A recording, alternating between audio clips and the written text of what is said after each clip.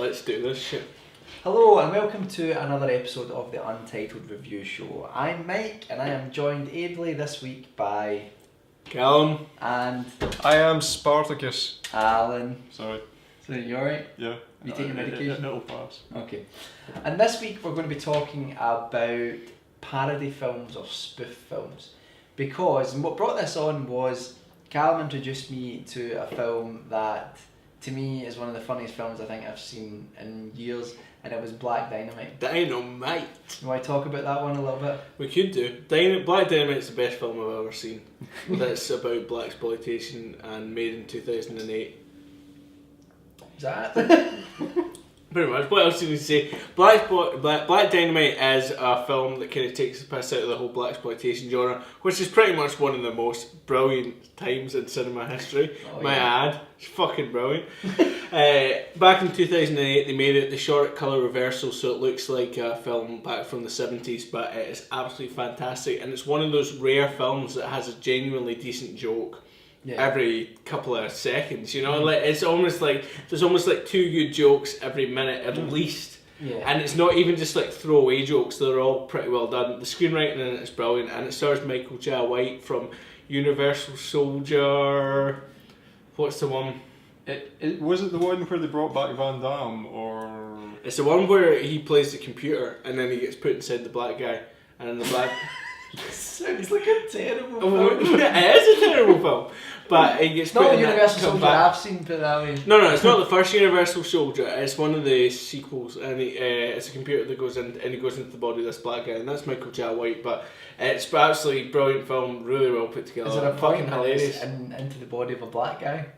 There's nothing. It's got nothing to do with Universal Soldier. Just go and watch it because it's pretty much one of the funniest films ever. I think one of the things that I really loved about Black Dynamite is that you get a lot of parodies and spoofs of sort of men on a mission, and I think that this is probably the best one that I've seen in terms of, like you say, it's brilliantly observed, keeping the jokes continuously going, you know, and it was just so funny. And the thing is as well, it walks the line so brilliantly between being subtle in many ways and then being really, really overt, you know, jokes that are totally in your face, and then other times where the jokes are sort of borderline, or in fact sometimes you get scenes where there's no overt joke, but it's just the way they're delivering the lines. And I think in some ways, I mean, that's the hardest thing to sell, because if you can have something on the page that's maybe not funny, you know, and it really is the way that the actors, that's true, and the way the actors portray the lines, and also the way that the director films it, you know, and it's just. And what was the name of the lead actor again? Michael Jai White. I mean, he does a lot of like martial arts fighting in this film, but he is really, really good as well. He's an absolute tank. Aye. There's a video of online of 3 guys holding boards, and he manages to kick all 3 boards before he hits the ground. He jumps up, kicks all 3 boards before he hits the ground, and everyone's just standing there going, motherfucker! Impressive, but you've not seen it, have you? I haven't, I'm afraid. What I was going to ask though was, there was a spoof of blaxploitation in the 1980s, I believe. I'm gonna get you, sucker, which is also banter as well. It's worth watching. One of the first appearances with Chris Rock. Is it actually worthwhile? Because I always heard that wasn't very good. No, watch it.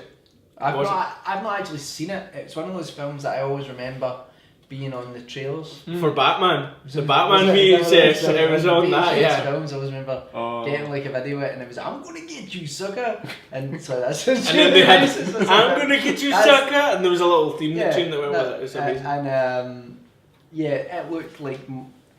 it looked to be much more broader than Black Dynamite. Which let me say though, sort of, like Black Dynamite's here, and I'm gonna get you, suckers here. I mean, I'm saying I'm going to get you, suckers, worth watching. But hey, look up. Black Dynamite's way higher up. And I cannot believe that it's not something that's talked about more often. Hardly anyone's seen it, which is part of the banner. I mean, I'd already seen it back in, I think it was 2009 when it came out here.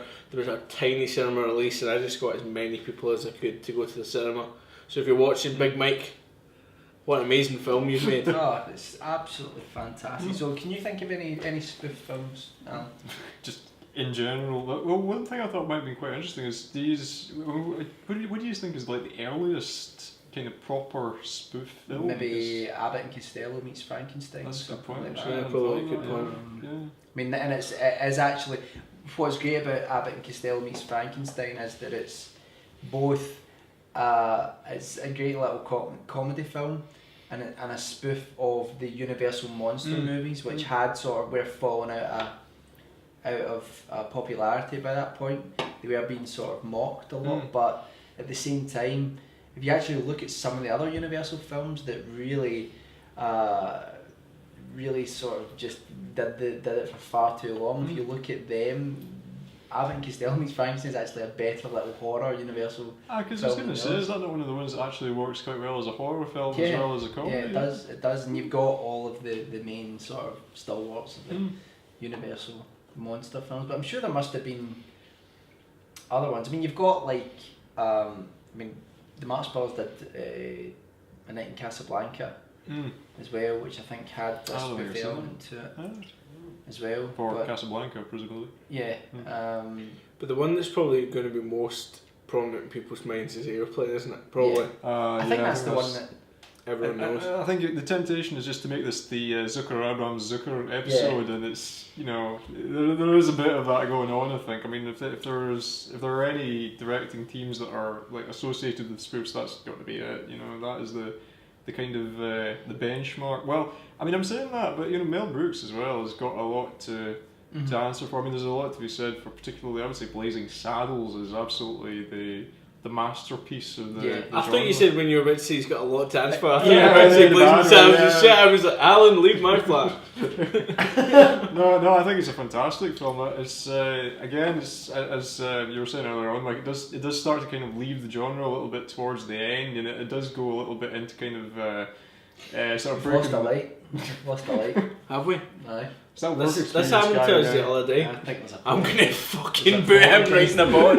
Right, carry on with it. So, are we back?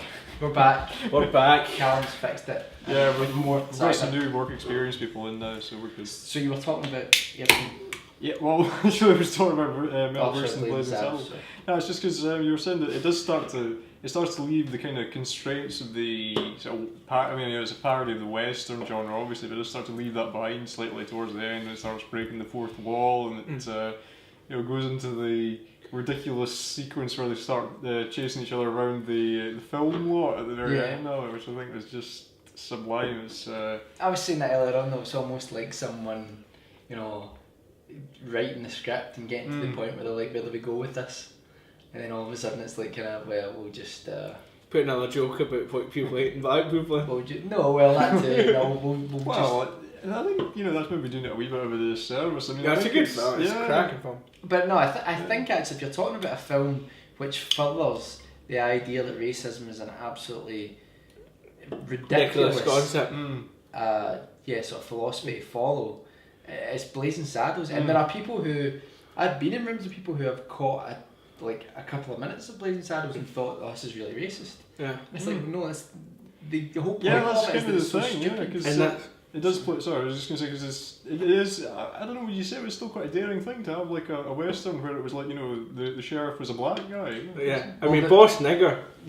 Particularly. That is a film. That is a film. That's a film. With a Go great watch That is a thing with which has happened. a theme tune that made it in the charts. Which you should go and watch as well. Boss Nigger, which is about a black sheriff and how he brings black man's law to a white man's town. That's actually the tagline of the film. It's fucking brilliant. It is very, very good. Maybe we should do a video about that. It's long. It's long overdue. Long overdue. You can't get it in the shops anymore because it's now called Boss. Because apparently called Is that they've Boss? been renamed it to Boss because apparently Boss Nigger is offensive. As when you say it. Yeah. As when you say it. It's not a word we particularly use in this country. No, not really. So, keep Bringing it back. Bring it back to talking about the old Winding back. parody films. What about you? Can you think of anything else? Well, you took my favourite parody film off me at the start. I Disarmed mentioned me. it. I mentioned And now you've it. left me I to fight mentioned it because that was the backdrop as to why I thought of doing this, and that's why I said to you, and you talked about it. Favourite parody film? If not, that's tough. Fucking Spinal Tap. Yeah, Spinal Tap that's is a brilliant. Great Of course. shout, great Yeah. shout. Spinal Tap is just one of those films that you can just get into all the time, and you notice little things that you never noticed before because it's such an ensemble cast. There's little things going on in the background that you never quite pick up, and for me particularly, it's that thing about working with certain people that don't get your vibe, and it's like that situation where he's sitting there and Janine says doubly instead of Dolby, and he's just nagging at her for ages because she's made one little mistake. I just love it at the zoo, and it's like, on bass, Derek Smalls, you wrote this, you know, when they're playing like the experimental jazz. Yeah.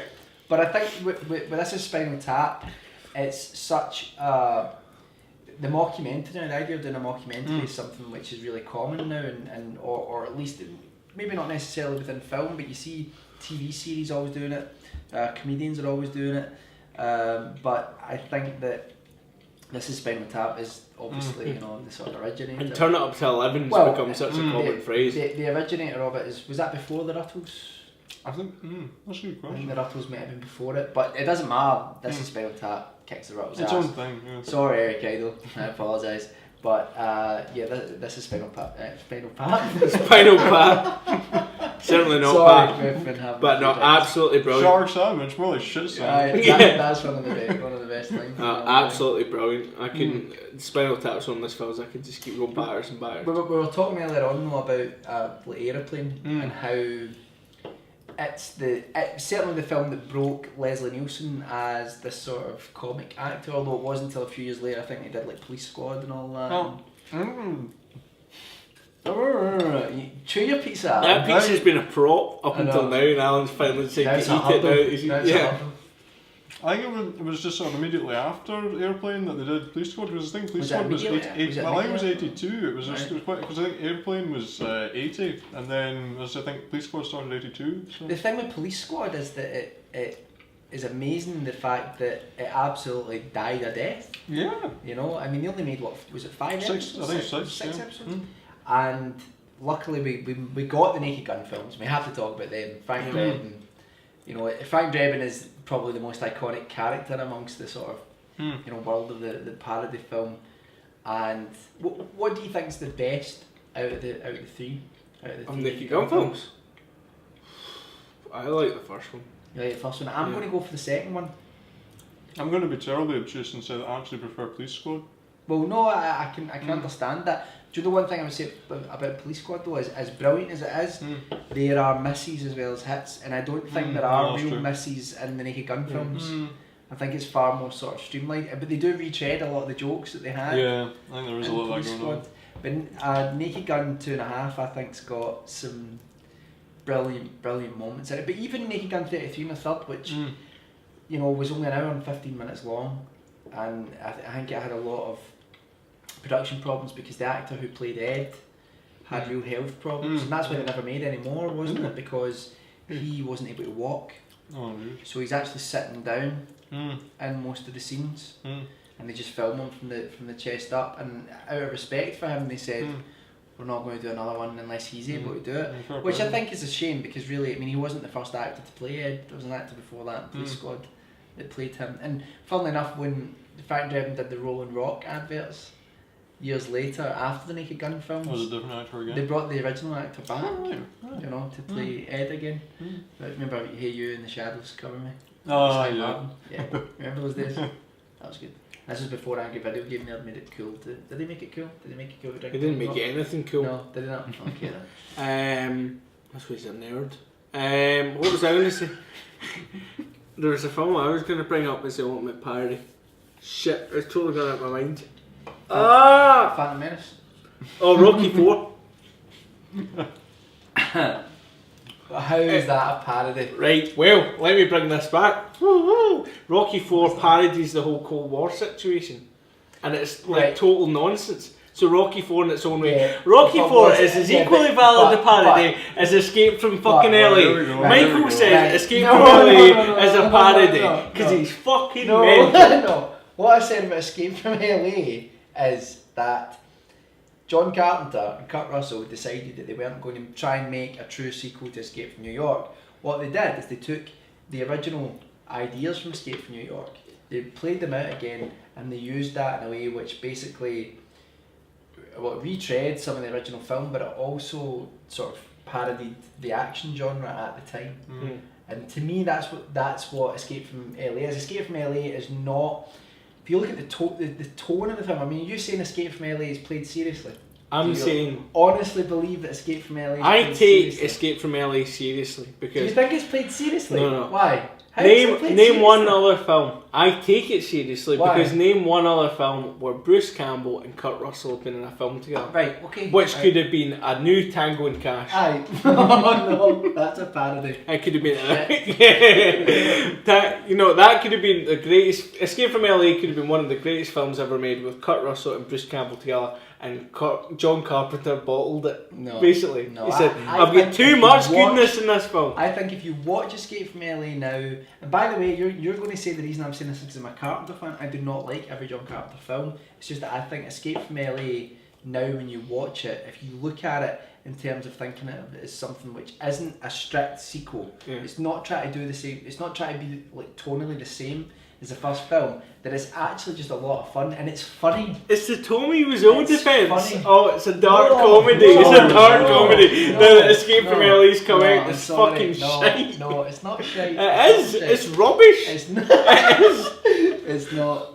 It's not. Okay, so I'm going to talk about one of my favourite spoof films, and I don't know if either of you fine, upstanding gentlemen have actually seen it, but I do want to discuss it just for a second, and that is Murder by Death. Have either of you seen this film? The name sounds familiar. It's an absolutely classic spoof film. It's got Alec Guinness in it. It's got Peter Falk, who actually it's his best role, better than Columbo. And it's David Niven in it. I know the idea of it is that you have this mansion where all the world's greatest detectives have been invited to the mansion to solve a crime that hasn't happened yet, and they're told that a crime will happen. Most probably there'll be a murder, and that they all have to try and solve it. And each guest is there, and they are basically a piss take of a famous detective. Like Peter Falk is like your Sam Spade character from the Humphrey Bogart films, like Maltese Falcon. Sam Spade, which was also the code name of Shaft in Africa. Right, okay. Right. Well, there you go. You're bringing it together with the blaxploitation. And Peter Sellers is in it as well. Alec Guinness, Capote is in it. And just a bunch of great actors, but it's really worth watching. I won't say anymore, but it's one of the best. When's it made? When was it made? 70s. Sounds good. And it's absolutely hysterical, and and bizarrely, out of all the cast, Peter Falk actually steals the show.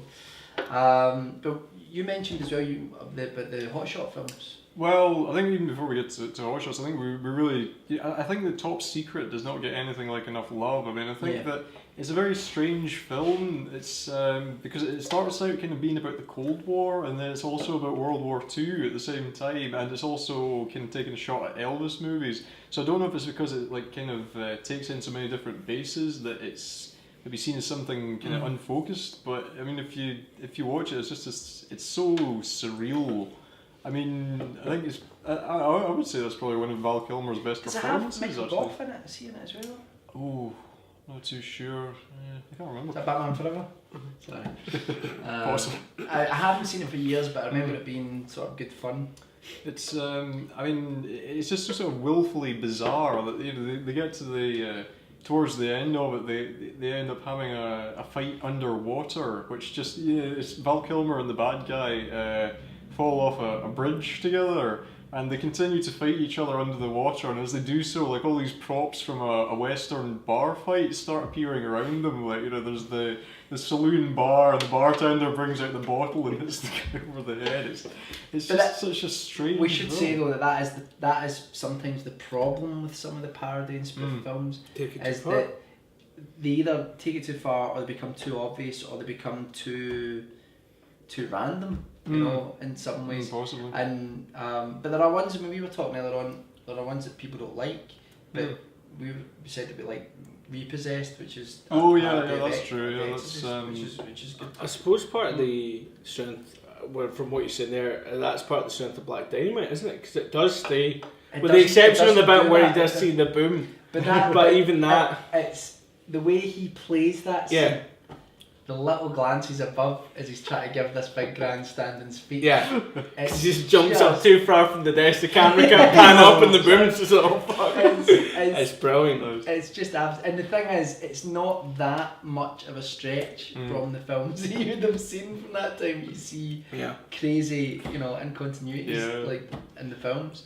We also talked about another one from the 80s, which was Johnny Dangerous. Of course, yeah, Johnny Dangerously, which... Johnny Dangerously, sorry. It's, again, I think that was a good role for Michael Keaton, actually. I mean, that was... Very early on, yeah. must have been around the time of like Night Shift. I think it was about 83 or something Yeah. like that. Do I you don't know if remember it who was directed Johnny Dangerously? Is my curiosity. No. It's, I mean, the main thing that I actually remember about it now is just that they had Weird Al in to do the theme tune, which I think it was before he got famous. I just remember the baddie who swore all the time. Mm. But he wasn't able to actually say swear words, so they were always like close to it, but like, you fargin sneaky bastard, you son of a bitch, I put your bells in a sling, it's just like, it was so stupid, but it was It was a fun film, eh? really quite funny. Have you seen the Hot Shots films? Yes. What do you think of If anything, I think Charlie Sheen's a parody now of himself. Swoosh.